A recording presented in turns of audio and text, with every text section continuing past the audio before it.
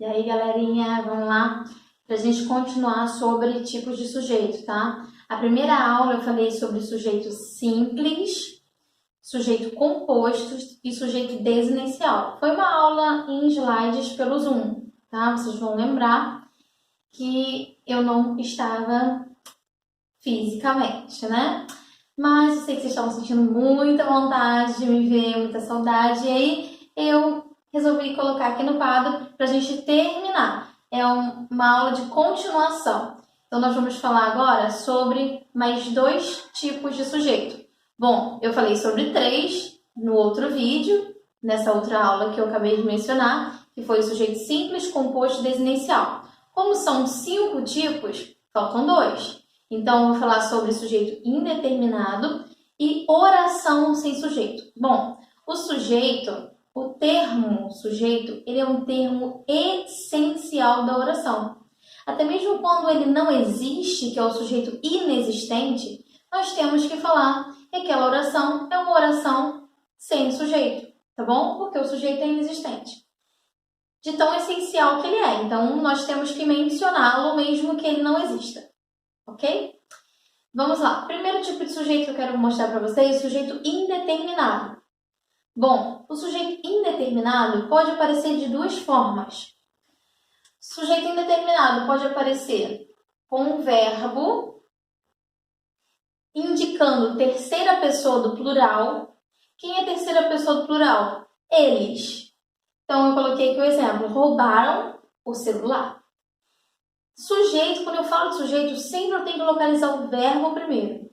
O verbo é que vai me indicar a quem ele está se referindo. E o termo no qual o verbo se refere é que eu chamo de sujeito, ok? Então, se eu tenho aqui, roubaram, quem roubaram? Eles ou elas? Não sei. O termo eles ou elas, que é um pronome de terceira pessoa do plural, apareceu aqui? Não. Sempre que o verbo se referir à terceira pessoa do plural e essa terceira pessoa do plural não aparecer na frase, ok? Ó, não aparece. Porém, eu sei que é terceira pessoa do plural.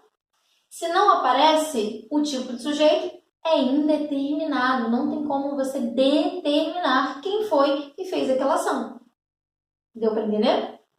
Bom, quando eu tenho sujeito indeterminado, o sujeito não está aqui. Então, eu falo que toda frase é um predicado, certo? Porque o predicado é aquilo que resta na frase depois que você acha o sujeito. Já que o sujeito não está aqui, a frase inteira é predicado. Mas não vamos falar agora sobre o predicado, não. Vamos só localizar o sujeito, tá bom? E classificá-lo. Precisa-se de balconistas. Bom, o sujeito indeterminado também pode aparecer assim, ó. Verbo com a partícula se. Ó, precisa-se de balconistas. Acredita-se em Deus. Vive-se bem. Ok? Só que é o seguinte, a palavra ser é uma palavra que pode ter mais classificação na língua portuguesa. Então, nós temos que ter muito cuidado com o ser. Eu não quero aqui afirmar categoricamente que toda vez que você encontrar um verbo com a partícula ser, aquele tipo de sujeito vai ser indeterminado. Não é assim, tá bom? Mas eu quero ir direto ao ponto com vocês, para não entrar em outra matéria. Senão eu teria que explicar os outros tipos e aí seria bem prolongado, tá bom? Mas para a gente ir direto ao ponto. Reparem no seguinte, quando eu tenho verbo, ó, precisa, acredita. Quem precisa e quem acredita? Ele ou ela. Vê se não é terceira pessoa também, do singular, não é? Quando eu tenho um verbo que indica terceira pessoa do singular, ok? Com a partícula se, e depois dessa partícula se tem uma preposição, com certeza o tipo de sujeito é indeterminado. Ok? Então gravem assim para que eu não entre em outra matéria, tá bom? Vocês vocês viram que esses dois exemplos deu certinho. Então, ó, verbo na terceira pessoa, com a partícula ser e preposição.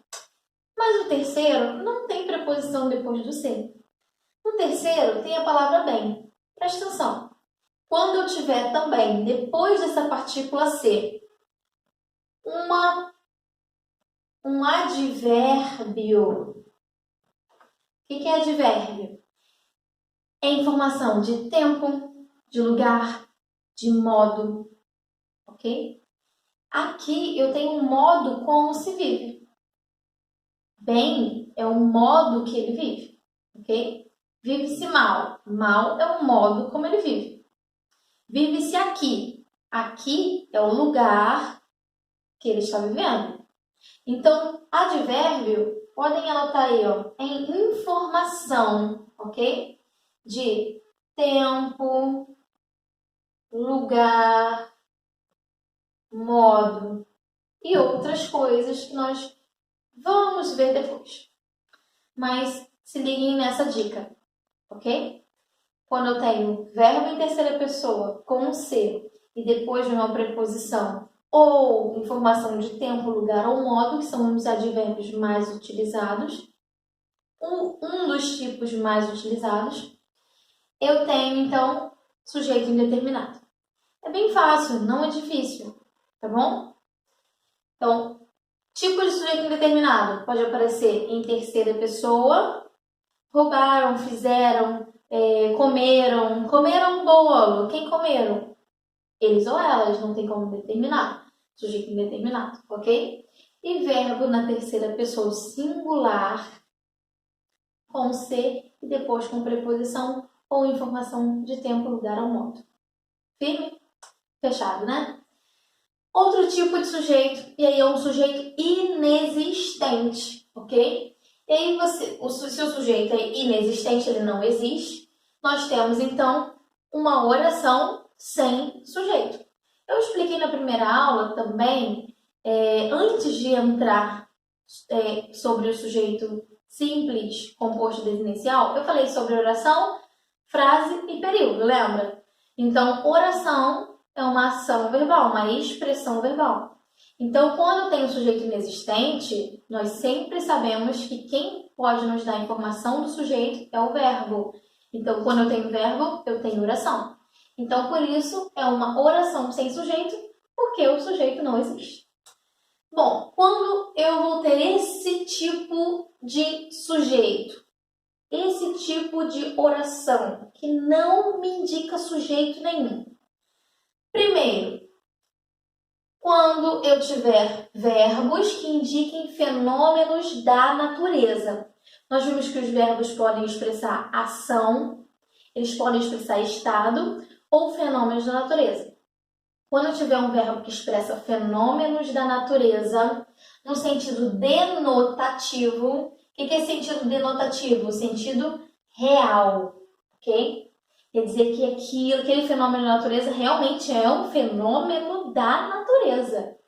Então, olha, choveu muito. O verbo aqui é choveu. Isso aqui indica chuvas que cai do céu? Sim. Então, vê se o verbo chover é um fenômeno da natureza no sentido real. Ok? Sim. Então, tipo de sujeito. Sujeito inexistente. Ou eu posso colocar realmente oração sem sujeito, tá? Na cidade, ventou bastante. Aqui eu tenho o verbo ventou. O verbo ventou indica fenômeno da natureza, certo? Então, no sentido real de vento, sim. Então, nós temos aqui uma oração sem sujeito. Você pode falar tanto sujeito inexistente quanto oração sem sujeito. Tanto faz. Trovejou. É uma frase com apenas uma oração. Indica fenômenos da natureza no sentido real? Sim. Então, que tipo de sujeito? Sujeito inexistente, oração sem sujeito. Agora, atenção, eu coloquei aqui. Quando eu tenho esses mesmos verbos que indicam fenômenos da natureza, No sentido conotativo, o que é sentido conotativo? É o sentido figurado. Vou colocar aqui para vocês, ó. Figurado. Você vai fazer essa anotaçãozinha aí. Sentido figurado quer dizer, então, que eu vou ter sujeito. Olha o exemplo. Choveram notas azuis. Eu tenho o verbo choveram. Esse verbo agora, ele não expressa efetivamente a chuva, a água que cai do céu. Ele expressa uma outra coisa, ou seja, está no sentido figurado. Não existe cair do céu notas azuis, certo? Não há esse milagre ainda. Por isso, esse verbo aqui está no sentido figurado, sentido conotativo. Se ele não expressar o sentido real mesmo de chuva, então eu tenho sujeito. Aí eu pergunto para o verbo, o que choveram? Notas azuis. Então, notas azuis aqui é o sujeito do verbo choveram. Tanto é que o verbo choveram está no plural. Por quê? Porque o núcleo do sujeito é um termo que está no plural, então ele concorda com o núcleo. Beleza? Quando eu tenho oração sem sujeito, se o sujeito não existe, não tem como eu concordar com o sujeito, ele não existe.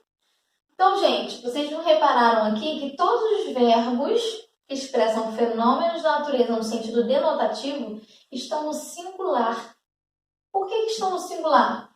Porque ele não pode nunca ir para o plural quando eu tenho esse tipo de oração, que não tem sujeito. O verbo só vai para o plural concordando com o núcleo do sujeito se ele estiver no plural. Ó, o núcleo do sujeito no plural, o verbo tem que estar no plural para concordar.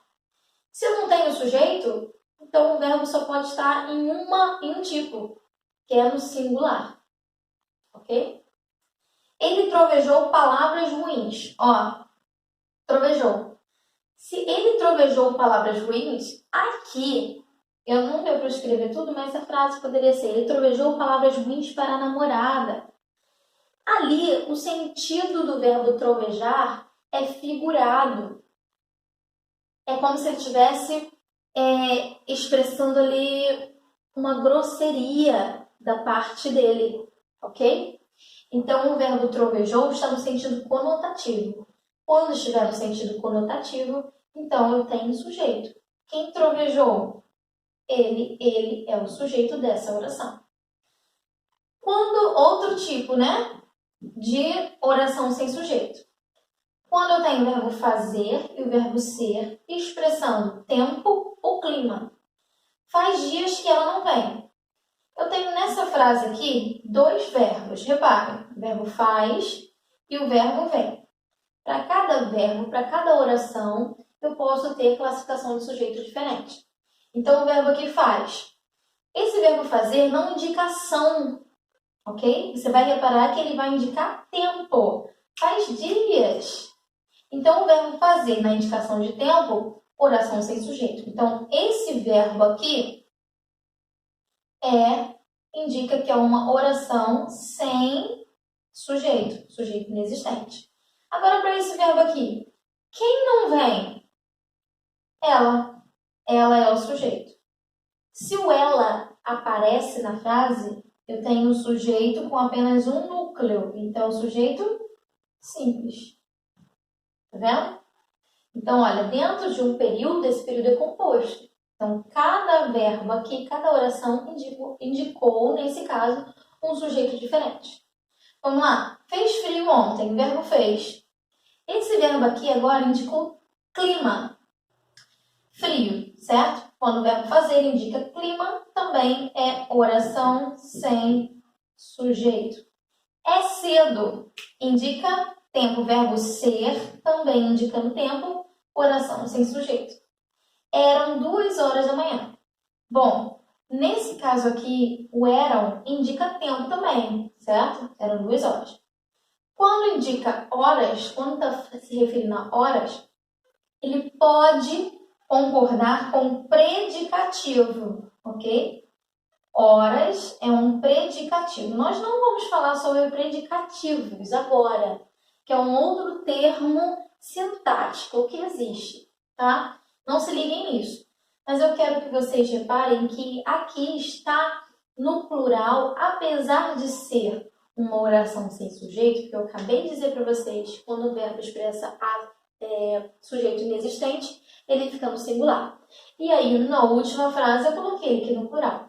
Não se desesperem, tá bom? Sempre que o verbo aqui ser indicar horas, ele pode ficar no plural. Mas isso não significa que 2 horas ou horas é o sujeito, ok?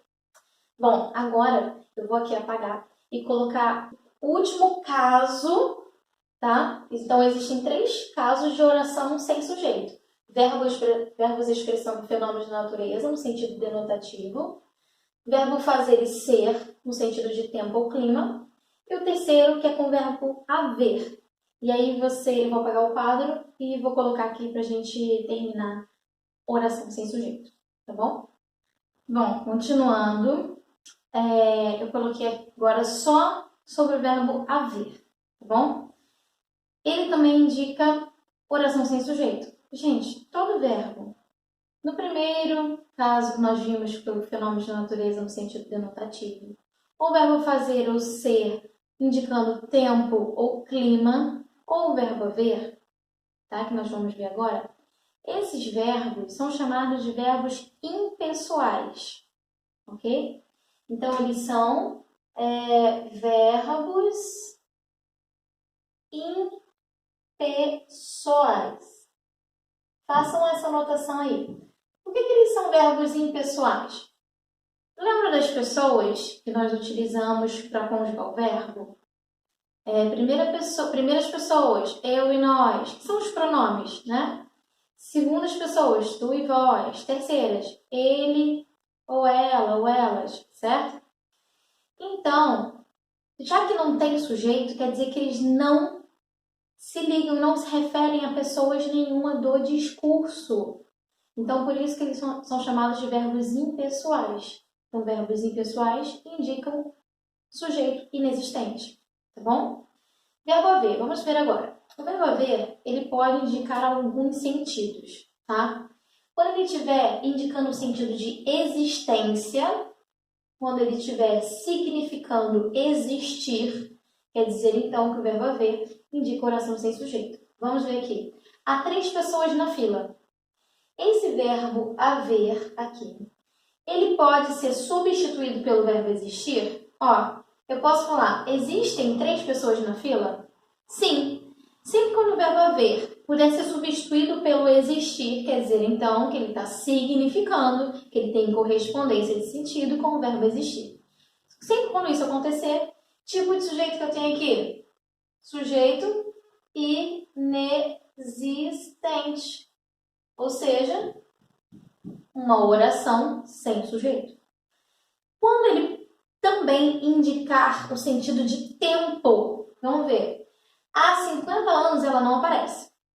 Vocês devem ter reparado que nesse período aqui é um período composto, então eu tenho 2 verbos, o verbo haver e o verbo aparece. Vamos ver agora no verbo haver. Esse verbo haver agora não significa existir. Existem 50 anos ela não aparece? Não. Ele está apenas indicando tempo decorrido, ok?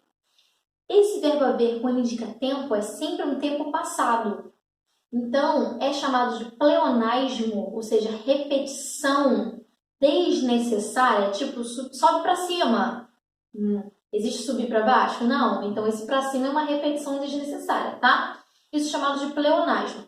É sempre considerado pleonasmo você colocar o verbo haver, por exemplo, há 5 dias atrás. Ou seja, há 50 anos atrás, ela não aparece. Há 5 dias atrás, eu perdi o meu celular. Bom, gente, isso aqui é repetição desnecessária. É uma figura de linguagem, como eu já disse, pleonasmo. Por quê? O verbo haver sempre vai indicar um tempo passado. E essa palavra atrás também significa um tempo passado. Então, por isso, é uma repetição desnecessária. Quando você coloca o verbo haver na indicação de tempo, já quer dizer que foi algo passado, ok? Só uma dica, tá? Então, olha, o verbo haver aqui está indicando tempo. Então, oração sem sujeito. Esse verbo aparece, indica um sujeito. Ó. Quem não aparece? Ela. Ela, portanto, é o sujeito do verbo aparecer. O sujeito do verbo haver aqui é inexistente. Nós temos o verbo haver também no sentido de ocorrer ou acontecer. Olha, na rua há acidentes recorrentes. Bom, esse verbo haver agora tem o sentido de ocorrer. Acontecem acidentes recorrentes, certo? Então, se ele é correspondente de sentido com esse outro verbo aqui, o tipo de sujeito que eu tenho com o verbo haver é sujeito inexistente, oração sem sujeito. Reparem no seguinte, quando eu tenho o verbo haver no sentido de existir, eu posso trocar o verbo haver pelo verbo existir, sem problema nenhum, tá? Nesse caso, deve haver umas respostas. Eu tenho uma locução verbal. Deve e o verbo haver. Na locução verbal, como eu já disse para vocês, quem manda é o verbo principal. O verbo principal é sempre o último da locução verbal. Então, o verbo haver aqui é o último dessa locução, então ele é o verbo principal. Bom, quem vai me indicar sujeito, se tem sujeito ou não, lógico que é o verbo principal, tá? Então, se eu tenho como verbo principal de uma locução verbal o verbo haver, no sentido de existir, o tipo de sujeito vai ser o mesmo. É inexistente, oração sem sujeito, tá? Então, reparem no seguinte, ele pode estar sozinho ou dentro de uma locução verbal. Se ele for o verbo principal da locução verbal e tiver em um desses três sentidos, existir, tempo ou ocorrer, vai continuar sendo um verbo impessoal. Vai continuar sendo uma oração sem sujeito, tá? Bem fácil, né?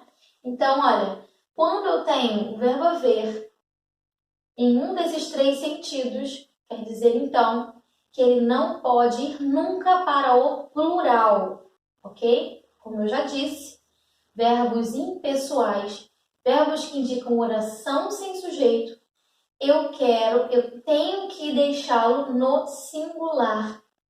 Apesar do restante da frase estar todo no plural, nem ele sozinho, nem ele na locução podem ir para o plural, porque não tem sujeito para que haja concordância, ok? Então, ele permanece no singular. Agora, se eu trocar o verbo haver pelo verbo correspondente, que é o verbo existir, nesse caso, ele significa existir. Então, se eu trocar o verbo haver pelo existir, o verbo existir admite sujeito. O verbo existir é um verbo pessoal. Quer dizer, então, que ele indica pessoa, ele indica sujeito.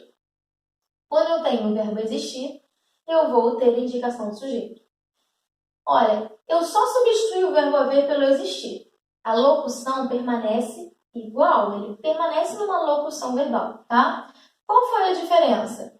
Verbo haver, no sentido de existir, não tem sujeito, então ficou tudo no singular, a locução verbal no singular.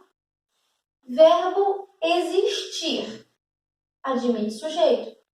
Então, aquilo que vem depois, olha, eu vou perguntar, o que devem existir? Umas respostas. Umas respostas é o sujeito dessa locução. Qual que é o núcleo do sujeito? Qual que é a palavra principal desse sujeito? A palavra respostas. Está no plural, não tá? Então, por isso, a locução verbal fica no plural. Devem existir. Ok? Por quê? Porque o existir indicou umas respostas como sujeito, então ele tem que concordar em número, ou seja, está no plural, ele fica no plural. Se estivesse no singular, ele ficaria no singular, concordando com o núcleo do sujeito indicado por ele, tá bom? Vamos ver um outro exemplo, ó. Há ratos na piscina. Verbo haver. Vê se eu posso trocar por existir. Existem ratos na piscina. Então, o verbo haver Significando existir é uma oração sem sujeito. Então, quer dizer que eu nunca posso colocar ele no plural. Não tem sujeito ali.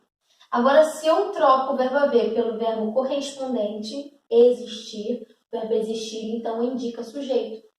Agora eu troquei, ó. Existem ratos na piscina. Por que esse ficou no plural? Bom, eu vou perguntar para ele. O que existem? Ele traz uma informação sobre quem? Ratos, certo? Ratos é o sujeito que está no plural. É um sujeito que tem como núcleo uma palavra no plural. Então, é um sujeito simples, certo? Só tem um núcleo, mas esse próprio núcleo está no plural. Então, ele sempre vai concordar com o verbo, vai concordar com o sujeito. Existem ratos na piscina. Eu não poderia falar, existe ratos, né? Aí estaria discordando. Bom, tem que concordar se o núcleo do sujeito está no plural, o verbo fica no plural. Então, deu para reparar, né? O verbo haver, no sentido de existir, não tem sujeito. Troquei o verbo haver pelo verbo existir, aí eu tenho o sujeito. Eu vou localizar esse sujeito para ver se o verbo vai ficar no plural ou no singular, porque ele vai poder ter essa variação. Vamos ver aqui, ó. O verbo haver também pode exprimir desejo. E quando ele estiver exprimindo desejo de algo, aí ele vai expressar sujeito, ok? Então, ele vai ser pessoal, ou seja, a indicação do sujeito, ó. Eu hei de vencer. Gente, eu hei de vencer, vê se não está exprimindo o desejo da pessoa. Sim, ó. E você pode trocar pelo verbo ter. Quando você puder trocar o verbo haver pelo verbo ter, ele é um verbo pessoal, ok? Vê se eu não posso trocar, ó. Eu tenho de vencer. Então, se ele faz correspondência com o verbo ter, ele é pessoal. Quem hei de vencer? Eu é o sujeito simples, porque é formado por apenas um núcleo.